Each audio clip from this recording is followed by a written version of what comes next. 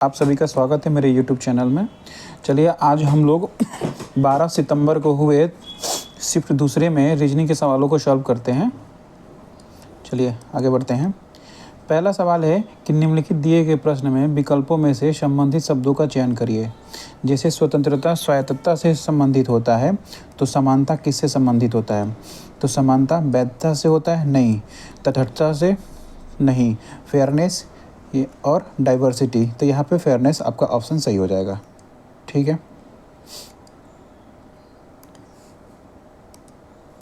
चलिए आपका फेयरनेस यहाँ पे ऑप्शन सही हो गया। ओके, फिर दूसरा सवाल है कि दिए गए विकल्पों में से उस अक्षर समूह का चयन करें जो निम्नलिखित प्रश्न श्रृंखला में प्रश्न चिन्ह को प्रतिस्थापित करता हो।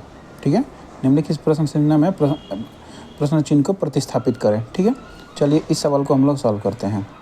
देखिए, आप इस तरह के जब भी सवाल आपको मिलते हैं, जैसे लेटर वाइज मिलते हैं, यहाँ 3-3 लेटर का एक समूह दे रखा है, यहाँ 3 लेटर का, यहाँ 3 लेटर का एक समूह दे रखा है, तब आप ये करेंगे कि हर अक्षर समूह में से पहले को आपस में मिलाना स्टार्ट करेंगे और उसको सबसे पहले यही करके हम देखेंगे। तो देखिए, ये दूसरे नंबर पे है, ये जी 7वें नंबर पे है, ये 12वें नंबर पे है और ये 17वें नंबर पे है। ठीक है, तो आप एक ध्यान से देखेंगे, दूसरे नंबर पे बी है, 7वें नंबर पे है, एल 12वें नंबर पे, क्यू 17वें नंबर पे है। 2 5 7 5 12 5 17, यानी कि अगला 22वें नंबर का हो जाएगा, यानी कि भी हो जाएगा।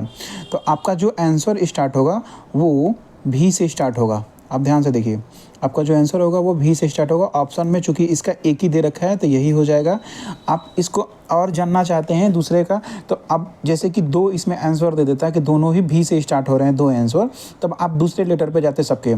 ये है 7th, फिर ये एल 12 नंबर पे, फिर आपका ये क्यू जो होता है 17 नंबर पे और ये भी 22 नंबर पे। ये भी देखेंगे 5 5 5, अगला 27 यानी कि 26 + 1 यानी कि ए हो जाएगा आपका। ठीक है, तो भी ए हो गया। तो आप ऐसे भी करके देख सकते हैं, लेकिन यहाँ पे चूंकि एक ही भी से स्टार्ट होने वाला था तो हम आपको डायरेक्ट आंसर लगा के आगे निकल जाएंगे। ठीक है, चलिए अगला क्वेश्चन है कि निम्नलिखित दिए गए विकल्पों में से उस अक्षर समूह का चयन कीजिए जो प्रश्न श्रृंखला में प्रश्न चिन्ह को प्रतिस्थापित करता है। ठीक है, चलिए हम इसको सॉल्व करके देखते हैं। ठीक है, चलिए करते हैं। चलिए इस चीज़ को ध्यान से देखिए, यहाँ पे लिखा है DAG, फिर से वैसे ही ये 3 लेटर का एक समूह दे दिया, 3 लेटर का समूह। तो इसमें से पहले लेटर को हम आपस में मिला करके देखेंगे। जैसे पहला दिया है D है 4थे नंबर पे, फिर है यहाँ पे F है, F 6ठे नंबर पे, फिर गैप है आपका, गैप हो गया, फिर ये J 10वें नंबर पे, L 12वें नंबर पे। तो 4 2 6 2 8 2 10 2 12, गैप जो होता है बराबर आ रहा है। तो आप देखिए कि 8 जो होता है लेटर में H से स्टार्ट होता है, और H से स्टार्ट होने वाले चूँकि आपको 2 मिल गए, यहाँ ध्यान देखिए, H से स्टार्ट होने वाले 2 मिल गए हैं, और बाकी जो होता है H से स्टार्ट नहीं हो रहा है, तो बाकी ऑप्शंस को हम लोग काट देंगे। देखिए ये GDG और ये कट गया, बाकी ये दोनों में से कोई एक हो सकता है। तो चलिए हम अगले लेटर को मिला लेते हैं। ठीक है, चलिए अगले को देखते हैं। ये 1 है, ये 2 3 है, फिर 7 है, यानी कि 2 5 आएगा, 7 2 9, यानी कि यहाँ पे 5 आ जाएगा ई। अब ई देख लेंगे, इसके बाद एक इसमें है तो ये इसमें है। चलिए आपका ये आंसर हो जाएगा। ठीक है, ऐसे ही इसको करना है। अब चौथे नंबर का क्वेश्चन देखते हैं। इसमें बोल रहा है कि अगला क्या आएगा प्रश्न चिन्ह के स्थान पे? परमाणु से मिलकर के अणु बनते हैं, अणु से मिलकर के कोशिका बनता है और कोशिका से मिलकर के उत्तक बनता है। ठीक है, तो बस आपको इसने यही करने के लिए कहा था। चलिए अगला सवाल देखते हैं। श्रृंखला को पूरी करें। आप इस चीज़ को ध्यान से देखिए। तो चलिए हम इसको करने की कोशिश करते हैं, हम देखते हैं कि ये कैसे होगा। इस श्रृंखला को पूरा करना है तो देखते हैं ये कैसे होगा। ये 150 है और 183 है, तो इसमें 33 का गैप है। इसमें कितने का गैप है? 17 और 19। तो 17 20 37, ये 36 का गैप है, एक कम कर देंगे 36 का। 19 30 जो होता है, 19 40, यहाँ पे 40 से एक कम 39। ठीक है, 40 करेंगे तो 59 चला जाएगा, एक कम तो 39। ठीक है, तो आप देखेंगे कि फिर यहाँ पे +3 का गैप है, +3 का गैप है। ठीक है, हम 2 सीरीज नीचे चले गए हैं। ठीक है, तो यहाँ पर भी -3, यानी कि यहाँ पर भी +3, यहाँ पे कुछ रहा होगा, यहाँ पे कुछ रहा होगा, सॉरी, इसमें +3 किए तो 33 आया, तो क्या रहा होगा? 30 रहा होगा। ठीक है, तो 150 में से 30 घटा देंगे तो कितना हो जाएगा? 120 हो जाएगा। 120 में हमने यहाँ पे 30 जोड़ा, फिर +3 करके 33 जोड़ा, +3 करके 36 जोड़ा, +3 करके 39 जोड़ा, तो हमारा आंसर 133 हो गया। इस तरह के सवालों का आप 2 बार का आप डिफरेंस करके देख लेंगे। जैसे इसका गैप देखा, इसका गैप देखा, इसका गैप देखा, फिर जो उनका गैप आया था फिर उनका गैप देखा, आपको आंसर मिल जाएगा। ठीक है, ये डबल सीरीज ऐसे नीचे करके जाते हैं। फिर देखिए ये भी सवाल देखिए, इस सवाल को मैं आपको बताता हूँ। देखिए ये सवाल को आप देखेंगे, 2 है, 12 है, 30 है, 56 है, 90 है, 2 10 हो गया। ठीक है, 12 18 हो गया। ये देखिए ये हो गया 26, ये हो गया 56, और देखिए 56 30 86 होता है, और 34 हो गया यहाँ पे। फिर डबल सीरीज जाएंगे, ये 8 हो जाएगा, ये भी 18 8 26, ये 8 34, यानी 8 8 का गैप हो गया। तो अगला क्या हो जाएगा, तो अगला भी यहाँ पे 8 ही जुड़ेगा, और 8 किस में जुड़ेगा, इसमें। तो 34 से 40 2 42, और ये 42 इसमें जुड़ जाएगा, तो जुटेगा तो 2 9 4 13 132 आपका आंसर हो जाएगा। डबल सीरीज चला है इसमें भी। ठीक है, चलिए हम अगला देखते हैं। अगला कह रहा है, देखिए अगला सवाल आपका ये है कि कथन है आपका कि क्षेत्र के अधिकांश किसान सिंचाई के लिए मानसून की बारिश पर निर्भर हैं। क्षेत्र में उचित सिंचाई इंफ्रास्ट्रक्चर नहीं है। इसका मतलब ये नहीं होता है कि कोई किसान जो होता है, अत्यधिक जो किसान हैं वो मानसून की बारिश पर निर्भर हैं तो उनके पास सिंचाई का इंफ्रास्ट्रक्चर नहीं है। हो सकता है कि वो अपना बिजली बचाना चाहते हो या कंजप्शन को कम करना चाहते हो। कमज़ोर मानसून कृषि उत्पादन को कम कर सकता है। हाँ ये सही है, क्योंकि देखिए अधिकांश लोग जब मानसून की बारिश पर निर्भर रहेंगे तो अगर मानसून कमज़ोर होता है तो कृषि उत्पादन को कम कर सकता है। इसने कहीं पर भी नहीं कहा है कि सिंचाई इंफ्रास्ट्रक्चर नहीं है। नहीं, देखिए हम जो एक चीज़ आप ये भी मान के चलिए कि जो हमारे कथन में दिया रहता है उसी को हम 100% ट्रू मान के चलते हैं। काफ़ी चीज़ें अपने तरफ से दिमाग में फैक्ट नहीं लेना चाहिए, जो कथन दिया है उसी के अनुसार निष्कर्ष निकालते हैं। क्योंकि कथन में कहा है कि किसान जो होते हैं मानसून की ही बारिश पर निर्भर करते हैं और कहीं पर भी इंफ्रास्ट्रक्चर या सिंचाई की बात नहीं किया गया है, तो हम इसको गलत मानेंगे और दूसरा वाला सही हो जाएगा। ठीक है, चलिए नेक्स्ट क्वेश्चन पे चलते हैं। नेक्स्ट क्वेश्चन 8वां नंबर है।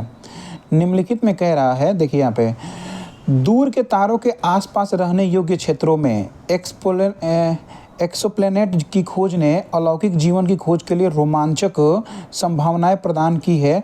फिर भी विशाल दूरियां और तकनीकी सीमाएं प्रत्यक्ष अन्वेषण के लिए महत्वपूर्ण बाधाएं उत्पन्न करती हैं। प्रत्यक्ष अन्वेषण मतलब होता है डायरेक्ट एक्सप्लोरेशन होता है, जब हम जा करके वहाँ पर, जैसे कोई भी आपकी साइट होता है वहाँ जाकर हम डायरेक्ट विजिट करते हैं, या फिर किसी भी ग्रह पे हमें जाना और जा करके देख सकते हैं। चूँकि उनकी दूरी इतनी ज़्यादा होती है कि आप वहाँ पर जाना संभव नहीं होता है। तो आपसे ये कहा है कि रहने योग्य क्षेत्रों में स्थित एक्सोप्लैनेट में जीवन की समर्थन करने की क्षमता हो सकती है। हाँ, अगर रहने योग्य क्षेत्र है तो बिल्कुल उनमें हो सकती है, पहला यहाँ सही है। वर्तमान तकनीक रहने योग्य क्षेत्रों में एक्सोप्लैनेट का सीधे अन्वेषण करने के लिए अपर्याप्त है। वर्तमान तकनीक जो है रहने योग्य क्षेत्रों में एक्सोप्लैनेट का सीधे अन्वेषण करने के लिए अपर्याप्त है।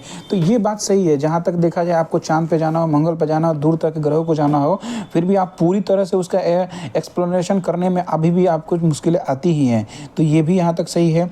यदि हम दूर से जीवन के संकेतों का पता लगा सकते हैं, जैसे यहाँ बैठे बैठे हम लोग पानी की खोज चंद्रयान से देख लेते हैं, या फिर जो इसरो हमारा तकनीकी से देख लेता है कि वहाँ दूर साइड में पानी है, यहाँ से जीवन के संकेत हो सकते हैं, तो एक्सोप्लैनेट का प्रत्यक्ष अन्वेषण अनावश्यक होगा। नहीं, आप यहाँ से देख लेते हैं, इसका मतलब ये नहीं कि आप जाके डायरेक्ट वहाँ पर के जा करके आप एक्सप्लोरेशन कर रहे हैं, तो वो गलत हो जाएगा। वो और चीज़ें आपको बेहतर ढंग से दिखलाएगी, तो ये आपका जो होता है निष्कर्ष ये गलत हो जाएगा। केवल पहला और दूसरा ही सही होगा। ठीक है, चलिए नेक्स्ट क्वेश्चन पे चलते हैं।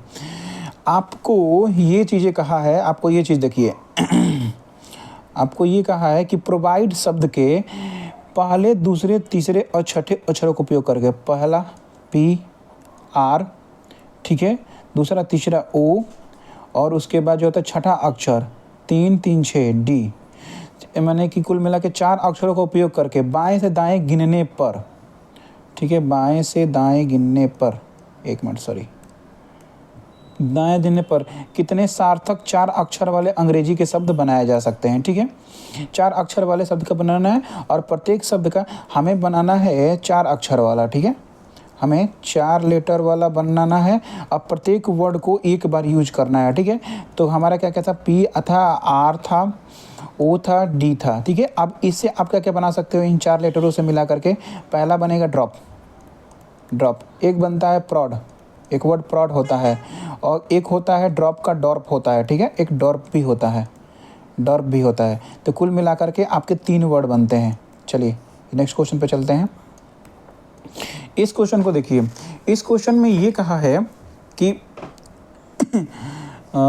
एक मिनट, देखिए इस क्वेश्चन में ये कहा है कि which of the following address are identical to each other, इन चारों में से कौन एक दूसरे के आइडेंटिकल है, आपको ये देखना है। ठीक है, चलिए आपको दिखाने का तरीका मैं बताता हूँ कि आपको एग्जाम में कैसे छांटना है। ठीक है, चलिए इस चीज़ को हम देखते हैं। पहले देखिए चारों का हम एक साथ देखेंगे, यहाँ पे राजीव राजीव राजीव चारों सही हैं। आपको ऐसे ही एग्जाम में भी तुरंत देखना है कि चारों के राजीव एकदम ठीक है, चारों के चौहान देखना है स्पेलिंग के साथ, चारों के सही है।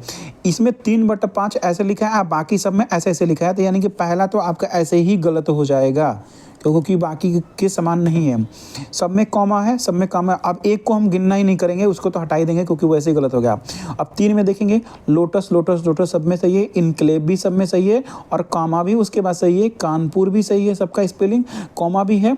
अब देखेंगे पिन कोड में, ये 2 का पिन कोड जो होता है लास्ट में 8012, ये जो होता है 8-302, ये गलत हो गया। बाकी ये आपका सही है, दूसरा और तीसरा। आंसर देख लेते हैं। तो ऐसे ही छांटना होता है जब भी आपको एग्जाम में इस तरह के सवाल मिले।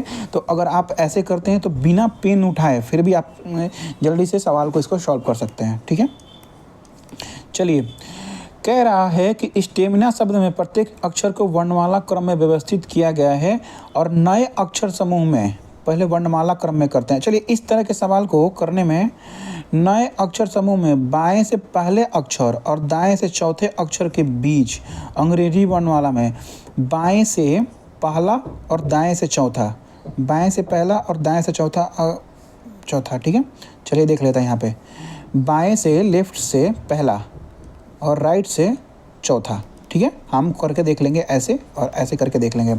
अब यहाँ ये चीज़ ध्यान देखिए कि स्टेमिना शब्द को आपको उसने बोला है कि प्रत्येक अक्षर को वर्णमाला क्रम में व्यवस्थित करना है। ठीक है, तो आप इस चीज़ को करने के लिए क्या करेंगे, पहले STAMINA ऐसे लिखेंगे, फिर उसके बाद A, फिर उसके बाद डबल A आएगा, फिर I आएगा, N आएगा, आप ऐसे लिखेंगे। वैसे नहीं करना है, आप डायरेक्ट नंबरिंग लिखिए। जो स्टेमिना है पहले इसका नंबरिंग लिख दीजिए। पहले क्या लिखा है, पहले 19 है, S का 19 होता है, T का 20 होता है, A का 1 होता है, M का 13 होता है, 9, N का 14 होता है, A का 1 होता है। ये आप ऐसे तभी कर सकते हैं जब लेटरों का जो होता है आपको पता होगा कौन कितने क्रम पे है। ठीक है, अब देखिए, अब यहाँ पे गलती की गुंजाइश कम हो गई क्योंकि आपने नंबरिंग कर दिया उसका। तो 1-1 पहले आएंगे, 1-1 पहले आ गए। ठीक है, फिर उसके बाद आता है 13 आएगा, 14 आएगा। ठीक है, यहाँ 13, यहाँ 14, सॉरी यहाँ 9 आएगा, फिर आएगा 13 और 14। ठीक है, 9, 13, 14। ठीक है, फिर उसके बाद आ जाएगा 19 और 20। अब यहाँ पे गलती की आपकी गुंजाइश बिल्कुल भी कम हो गई। बोला है कि लेफ्ट से पहला अक्षर लेटर, ठीक है, ये, और बाएं से चौथा, 1 2 3 4, ये 13वां नंबर पर आ जाएगा। 9 के बाद 13वां नंबर। तो कह रहा है कि 1 और 13 के बीच अंग्रेजी वर्णमाला में कुल कितने लेटर आते हैं, तो 11 ही तो लेटर आएंगे ना। 11 1 12, खुद ये 13वें पे है ही है, ये पहले पोजीशन पे, 13वें पोजीशन में, बीच में 11 लेटर आएंगे। आपका आंसर लेटर 11 हो जाएगा। तो अगर आप नंबरों के जैसे कि लेटर्स जो होते हैं जैसे कि A B C D, इनका नंबरिंग आपको पता है 3 4, तो आपको इस सवाल को बहुत जल्दी आप कर पाएंगे और गलती की इसमें गुंजाइश कम हो जाएगी। ठीक है, चलिए इस सवाल को करते हैं। फिर ये वैसे ही सवाल है, इस सवाल को करना है तो आपको देखिए, मैं आपको दिखा रहा हूँ। फिर आपको देखिए, आप वैसे ही सवाल को करिए कि 3 लेटर का समूह दे दिया है कि ये जो होता है इससे किसी प्रकार संबंधित है, तो ये जो होता है आंसर में से किससे किस प्रकार से संबंधित होगा, आपको यही निकालना है। तो पहला का पहला से देखेंगे। ठीक है, 14 के बाद 15 है, P 16वें नंबर पे, 16 के बाद Q 17वें नंबर पे, R 18, S 19 पे। ठीक है, यानी एक एक पढ़ा के लिखा है। तो X का अगला Y, Y का अगला Z, Z का अगला A हो जाएगा। तो हमने इसका आंसर निकाल दिया। ठीक है, चलो नेक्स्ट क्वेश्चन पे चलते हैं। 13वें नंबर पे 50 किताबों की एक पंक्ति में A बाएं से 15वें स्थान पर, B दाएं से 20वें स्थान पर है, उनके बीच कितनी किताबें हैं। तो इसमें कुछ भी नहीं करना है, कुल किताबें 50 है, A बाएं से 15 है। देखिए याद ध्यान से देखिए, कुल किताब जो होता है टोटल किताब 50 दिया है। ठीक है, A जो होता है लेफ्ट से 15वें नंबर पे है और B जो है राइट से 20वें नंबर पे है, B राइट से 20वें नंबर पे है। तो उनके बीच कुल कितनी किताबें हैं। तो एक बात बताइए, कुल मिलाकर के, तो देखिए यहाँ से हम ऐसे कर रहे हैं, ऐसे चल रहे हैं, ऐसे चल रहे हैं, कुल 50 है, इधर से 15, इधर से 20, 20 15 35 हो गया, तो बचा तो 15 ही ना। कोई झूठ, देखिए हम ये जो लेटर वाला जो होता है left plus right -1 is equal to total तब लगाते हैं जब एक लेटर 2 बार रिपीट हो चुका है, कि वही लेटर जो है बाएं से 15वें स्थान पर है और यही लेटर दाएं से 20वें स्थान पर है, सेम लेटर। लेकिन यहाँ पे दो अलग अलग लेटर है, ये ए लेटर है और ये बी लेटर है, दोनों अलग अलग लेटर हैं। ये बाएं से 15वां है और ये दाएं से 20वां नंबर पे है, तो बीच में 15 ही लेटर बचेंगे, क्योंकि 20 15 35 होता है, बचा 15 50 हो जाएगा। ठीक है, चलिए अब नेक्स्ट क्वेश्चन देख रहे हैं। फिर से यही क्वेश्चन आ गया। देखो इसमें कह रहा है कि निम्नलिखित प्रश्न में प्रत्येक शब्द के अक्षरों का एक विशिष्ट पैटर्न लागू हो रहा है। ठीक है, पैटर्न के अनुसार पुनर्व्यवस्थित करके दूसरा शब्द बनाया गया है। दिए विकल्पों में से सही उत्तर खोजने के लिए तीसरे शब्द का पर लागू कीजिए। ठीक है, अब इसको ध्यान से देखिए। न्यूमेरल है, ठीक है, ये आपको दिखेगा, यहाँ पे दिखा रहा हूँ। देखिए ये न्यूमेरल है और इसको URML दिख रहा है, यानी कि इसी के लेटरों को जब आप ध्यान से देखेंगे तो पलट के लिखा है। कैसे लिखा है, ध्यान से देखिए कैसे लिखा है। आप देखिए ये NUM हो गया, ठीक है, NUM। देखिए इधर वाला जो MN है तो लास्ट वाले को पहले पे लिखा है, यानी कि ये वाला A यहाँ आएगा, यानी कि A से ही आपका स्टार्ट हो जाएगा। ठीक है, NUM UEA NU, ठीक है, एक मिनट NUMRAL AL। ठीक है, इसको अगर ऐसे नहीं होता है तो चलो हम इसको ऐसे करके देखते हैं। चलिए NUMERAL, ठीक है, तो UEALRMN,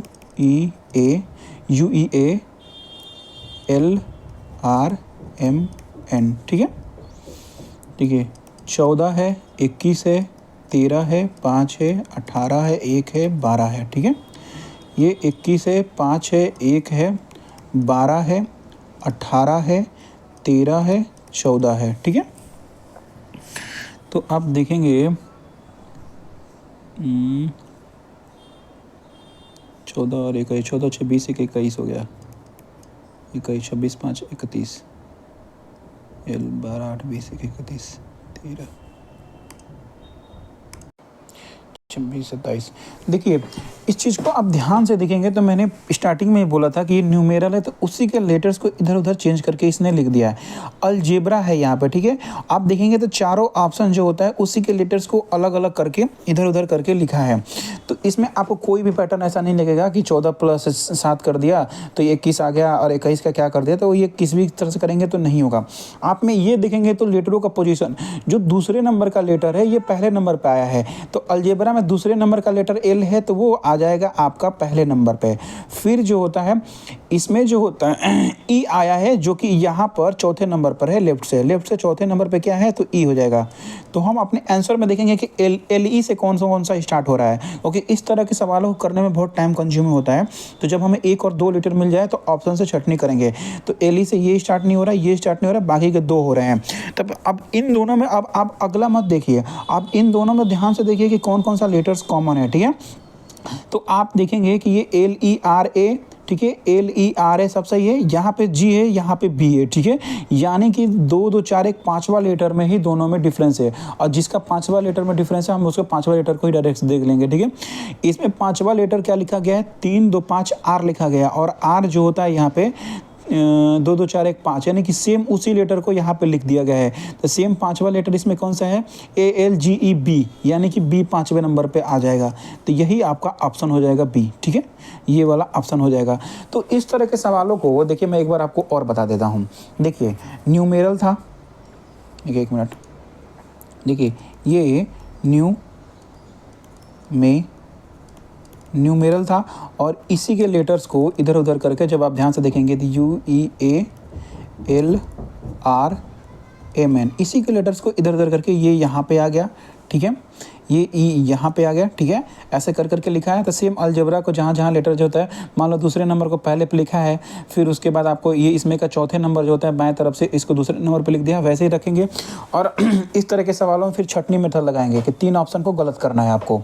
जैसे ही आपको 2 मिल गया एली जैसे, तो एली जैसे ही मिला तो आपको ये गलत हो गया, आप 2 में एली है, तो अब इन दोनों में फिर आप तीसरा चौथा पोजीशन सॉल्व मत करने लगिए, आप इन दोनों में देखिए क्या क्या कॉमन है और कहाँ तक कॉमन है।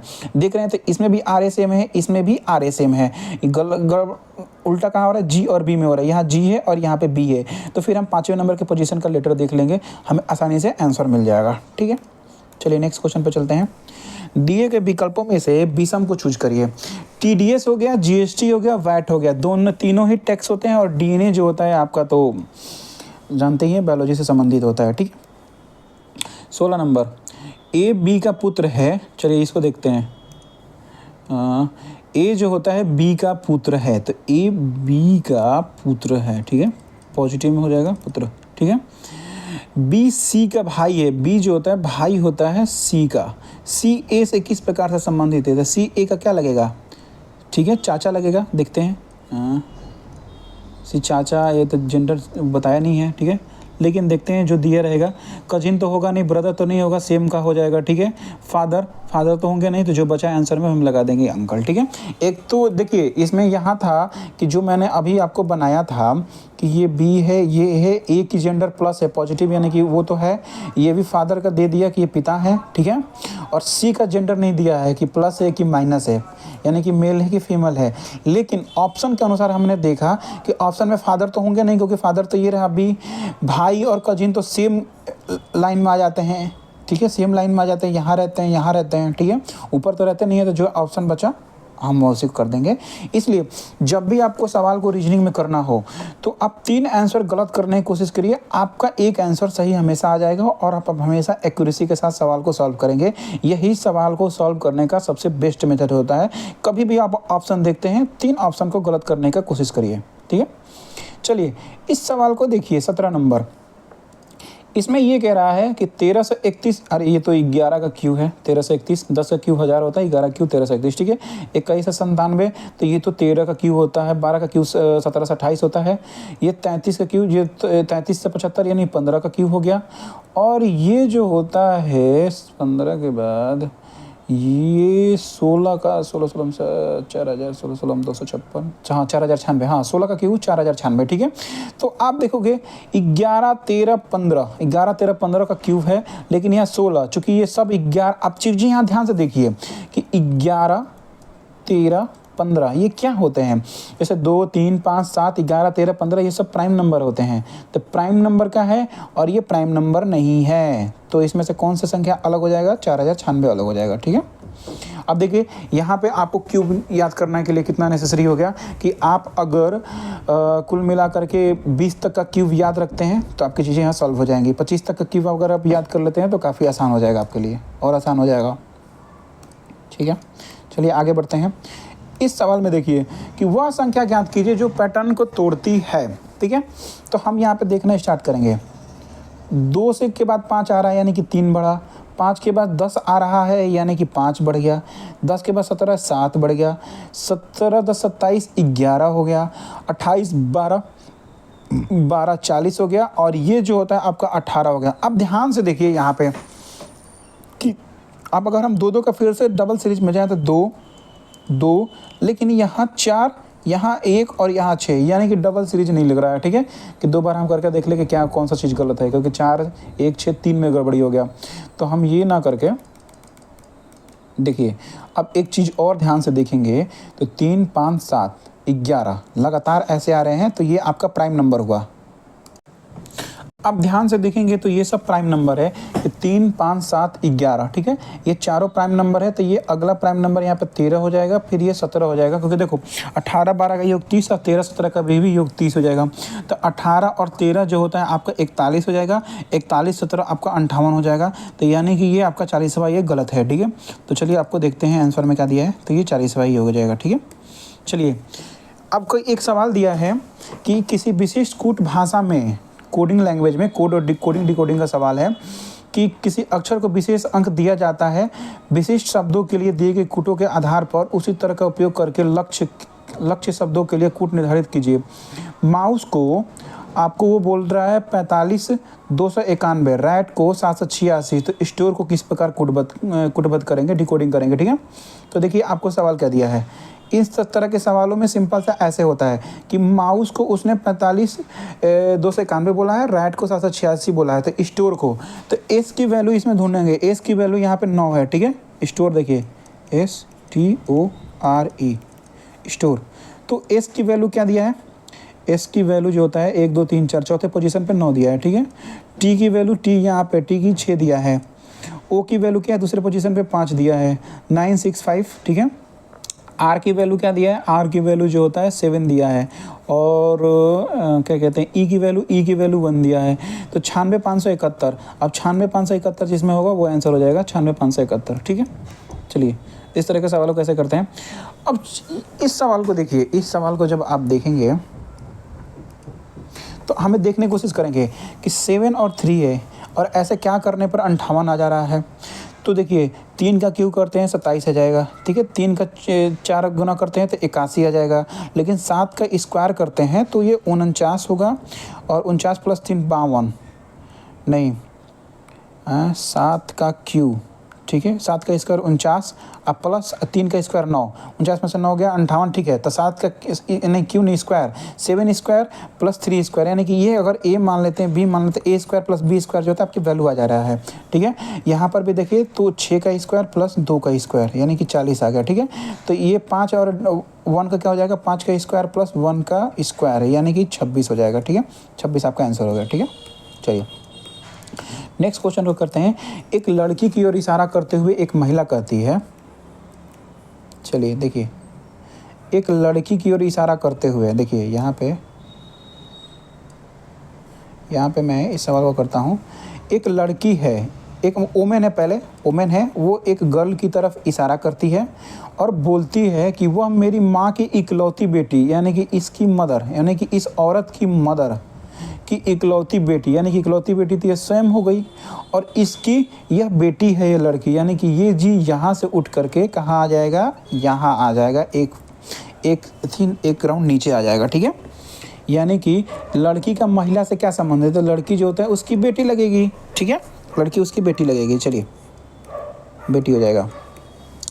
एक महिला कहती है कि इस आदमी, देखो यहाँ देखो, एक महिला कहती है, ओमेन ने बोला, ठीक है, किसके बारे में बोला, एक आदमी के बारे में बोला है। देखो यहाँ पे मैन का मैंने बना दिया। एक ओमेन ने मैन के बारे में बोला है कि इस आदमी की बेटे की बहन, इस आदमी का बेटा ले लो सन, उसकी बहन ले लो, ठीक है। एक मान के चलो कि यहाँ पे डॉटर, ठीक है, सन और डॉटर, उसकी बहन ही डॉटर हो जाएगी, ठीक है। सन हो गया और ये डॉटर को माइनस लगा दिया, डॉटर। तो इस आदमी के बेटे की बहन मेरी बेटी है, यानी कि यहाँ पे इसकी बेटी हो गई, ठीक है। तो ये दोनों जो होते हैं, महिला इस आदमी से क्या संबंध होगा, आदमी की बेटी, इसकी भी बेटी लग रही है, तो दोनों आपस में पति पत्नी हो गए, आपस में दोनों पति पत्नी हो गए, ठीक है। तो महिला का आदमी से क्या संबंध है, तो पत्नी हो जाएंगी, ठीक है। चलिए, दो संख्याएं 7 संबंध 9 के अनुपात में है और उनका योग 128 है, तो संख्याएं ज्ञात कीजिए। इस तरह के सवाल में अभी तो छोटे छोटे डाटा हैं, तो चलो 9 7 16 हो गया, 16 के वैल्यू जो होता है 128 है, तो 7 और 9 की वैल्यू आप निकाल लोगे, ये तो आप कर सकते हो। लेकिन जल्दी से निकालने के लिए क्या करना है, क्योंकि 16, अब देखिए यहाँ पे पहले मैं आपको बता रहा हूँ, देखिए इसको 7 + 9, 16 की वैल्यू ही 128 है, क्योंकि उनका योग जो होता है, तो 16 जो होता है 128 के बराबर है। तो आप 7 निकालेंगे तो 128 बटा में 16 × 7 होगा, और वैसे ही अगर आप 9 निकालेंगे तो 128 बटा में 16 × 9 हो जाएगा, यानी कि 9 का मल्टीपल यहाँ पर भी है और 7 का मल्टीपल इसके 7 की वैल्यू में भी है। देखिए मैं कहना ये चाह रहा, ध्यान से देखिए कि 7 के वैल्यू निकालना है तो 7 का मल्टीपल होगा, ये मैंने इतना इसीलिए किया। 9 के वैल्यू में निकालने में 9 का मल्टीपल तो अवश्य ही होगा, तो हम भागेंगे डायरेक्टली आंसर पे। अब हम चारों आंसर को एक पास रखते हैं, यहाँ पे रख देते हैं, और हम आंसर से इसको विदिन सेकंड में निकालेंगे, क्योंकि पहला जो होगा इन सब में से 7 का मल्टीपल होगा, ठीक है। तो 7 के मल्टीपल में कौन कौन से आ रहे हैं, ये आ रहा है, ये आ रहा है 7 7 49 7 8 56, लेकिन 62 और 70 नहीं हो रहा है। तो अब 2 हमको आंसर मिला, ठीक है, ये नहीं होगा, हमको 2 आंसर पहला दूसरा मिल गया। तो अब इसमें तुरंत हम 9 का भी देख लेंगे कि राइट वाला जो होगा दूसरा वाला 9 का मल्टीपल भी होना चाहिए, लेकिन 79 तो होगा नहीं 9 का, बस एक ये आंसर बच रहा है। तो आप इस तरह से भी आंसर को निकाल सकते हैं। हाँ, आपको तब पूरा सॉल्व करने की ज़रूरत है जब 2 ऑप्शन में दोनों ही 7 और 9 के मल्टीपल हो, पहला और दूसरा, तब आपको मजबूरी हो जाएगा कि आप इस तरह से सवाल को सॉल्व करें। वरना तो ऑप्शन देखेंगे, आपको पेन भी उठाने की ज़रूरत नहीं है, आपका सवाल सॉल्व हो जाएगा। ठीक है, यदि 16 + 11 = a, ठीक है, यानी कि a = 1 मिनट, यानी कि a = 27, 16 10 26 1 27, b = 1/9, b = 1/9, a star b जो होता है इसको हम बोल सकते हैं a क्रॉस b -1, ठीक है। तो a स्टार b की वैल्यू क्या कह रहा है भाई, 27 × 1/9 -1 की वैल्यू 9 3 के 27, 3 - 1 = 2, बस हो गया, इतना ही तो बोला है। 25वें नंबर का सवाल है, यदि 28 और 22 के योग को 8 से गुणा किया जाए तो परिणाम क्या होगा। 28 और 22 के योग को, तो 28 और 22 कितना होता है, 20 20 40 10 50, 50 को देखिए 28 और 22 का योग कितना होगा, 50 होगा, उसको 8 से गुणा करते हैं, 8 × 40, 40 का आगे एक और 0, 400 हो जाएगा। बस आपका यही तो सवाल था। अब कोई सवाल नहीं रह गया, ठीक है। Thank you. आप लोग मेरे चैनल को सब्सक्राइब करिएगा अगर सॉल्यूशन आपको पसंद आता है तो। Thank you.